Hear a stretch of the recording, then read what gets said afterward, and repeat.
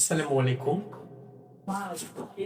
সম্প্রতি যেগুলো পরীক্ষা রয়েছে, নিয়োগ পরীক্ষা, জাতীয় বিশ্ববিদ্যালয় পরীক্ষা, নার্সিং পরীক্ষা এবং বিভিন্ন বিশ্ববিদ্যালয় পরীক্ষা, যেখান থেকে কোশ্চেন আসার সম্ভাবনা সবচেয়ে বেশি বা সম্প্রতি কোশ্চেন শহীদ ওসমান হাদি। শহীদ ওসমান হাদি তিনি ছিলেন ইনকিলাব মঞ্চের মুখপাত্র। তাহলে কোন ক্লাবের মুখপাত্র ছিলেন তিনি?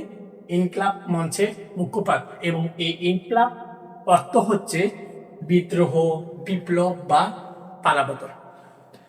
এই শহীদ ওসমান হাদি তিনি ঢাকা ৮ আসনের এমপি পদপ্রার্থী ছিলেন এবং তিনি 18 ডিসেম্বর 2025 সালে মৃত্যুবরণ করেন তিনি লন্ডনে চিকিৎসাধীন অবস্থায়।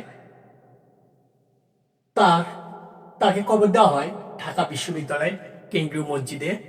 তাহলে কোথায় কবর দেওয়া হয়? ঢাকা বিশ্ববিদ্যালয় কেন্দ্রীয় মসজিদে। কোন কবির পাশে? আমাদের জাতীয় কবি কাজী নজরুল ইসলামের পাশে তাকে কবর দেওয়া হয়।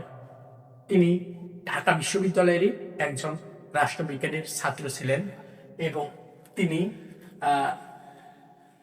বিভিন্ন কাব্যগ্রন্থ রচিত করেন। তার মধ্যে উল্লেখযোগ্য কাব্যগ্রন্থ হচ্ছে লাভাই লাল শাহ পূর্বের আকাশ। তাহলে কোন কাব্যগ্রন্থে তিনি রচিত করেন? লাভায় লাল শাহ পূর্বের আকাশ। তাহলে লাভায় লাল শাহ পূর্বের আকাশ।